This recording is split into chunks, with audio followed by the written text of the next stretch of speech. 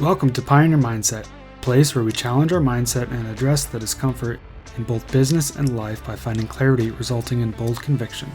I'm your host, Garrett Ruskamp, fifth generation farmer, husband, and father from rural Nebraska. Whether you're navigating frustration from past decisions or worry about the uncertainty you face today in your business, we're going to learn from our struggles and take on new challenges with a resilient mindset. Join me as I share my journey of struggles I faced in agriculture as a farmer and family man. I'm ready to dive into honest conversations to tackle the mindsets surrounding key issues that rural ag business owners face that will ultimately help you gain control, leading to a profitable and sustainable business. Let's adapt to Pioneer Mindset and get to it.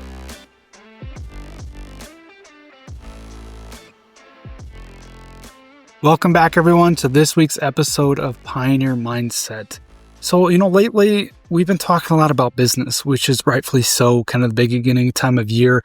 A lot of operations haven't really taken place as far as getting into the field and different things like that. So we've been talking a lot about business, a lot about preparing your financial situation and just diving into all of that stuff. So I actually want to take a pause on that, take a step back, and, let's go into more, say, the personal side of things, going back to core 4, body, being, balance, and business. We're going to cut in this specific episode. I'm going to touch a little bit on the being and the balance side of things. So I want to tell you a little bit of story when it comes to kind of a personal situation that happened for me recently. So just the other night, I was reading stories to my kids before bedtime. It was just kind of me up there. Ellen was down there with the little one, taking care of him. And so kind of our two middle ones, Judd and Rue, they were fighting over, who got to read the first story. It's a big deal as a kid. And they both want their story first. They have different stories. And so they're fighting over who got to read the first story of the night.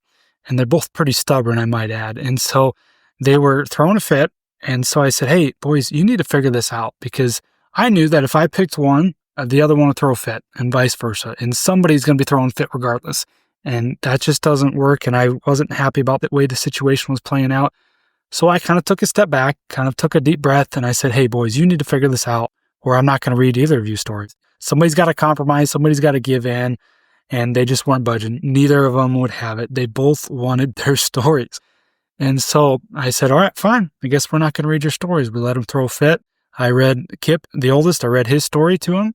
And we muddled our way through prayers as they were, basically the two were crying. And so then, kind of Judd, he's our second one. He's our emotional one. He's the one that feels all of these emotions the most.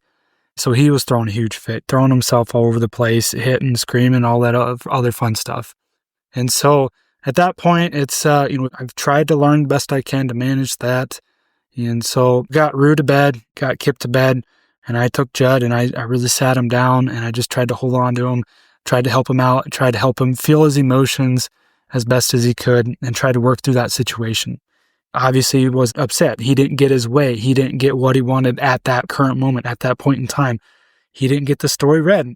Sat with him there, and I asked him, I said, trying to change the subject, trying to get him derailed a little bit. I said, hey, what was the favorite part of your day? And he said nothing, and just so upset, still trying to cry, still trying to work through that and trying to get him calmed down. And I sat there, and as I was holding him, as I'm trying to work through his struggles that he was currently having, I sat there and I thought about, and I said, Judd, what the favorite part of my day is?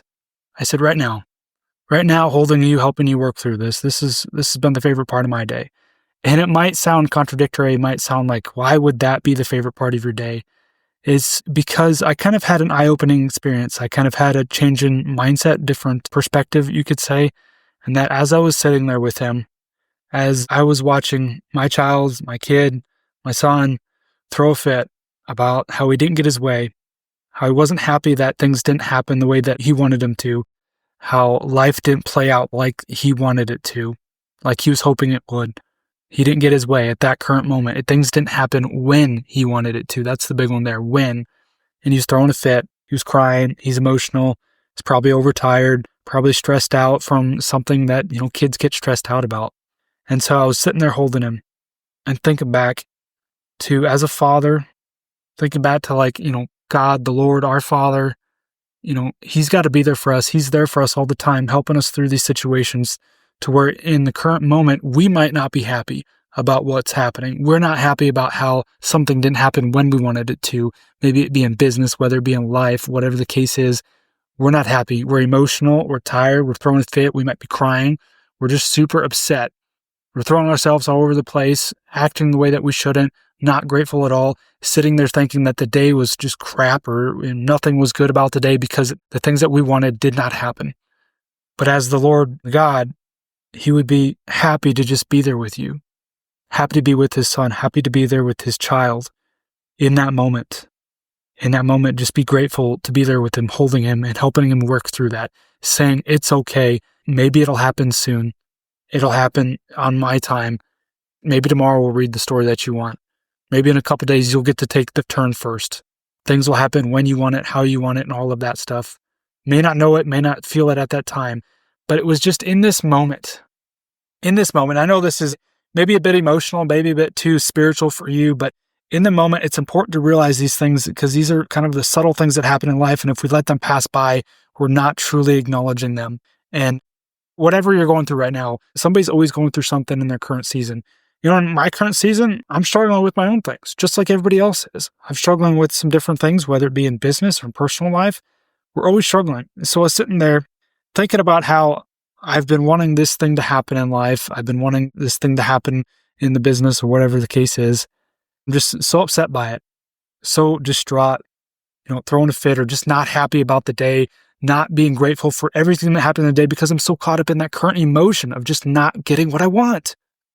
But yet taking a step back and God, He's just happy to be there for you and happy to help you work through that. There's been a few different times me as a father been able to step back and see kind of what that relationship is like. And it truly is just a good analogy, a good metaphor to take a step back and think about how we are all children of God. We're all sons and daughters of God. And especially being a father myself, it's a really easy way to look at that and see my kids and how they act, whether it be good or bad, how they act and how we do the same things as adults. We do the same things as grown children of God. And so to take a step back and to really see that from a different perspective gains a mindset shift, different, like I said, perspective, but just a different light on things.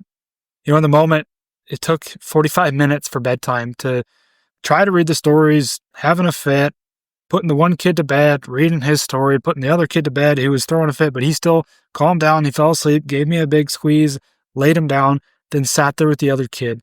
This all took about 45 minutes. Is that the way that I wanted my day to play out, my evening to play out? No, it wasn't. But these are kind of the life moments that, like I said, if we don't take a step back, acknowledge them, they're just going to pass by and we're not going to learn anything from it.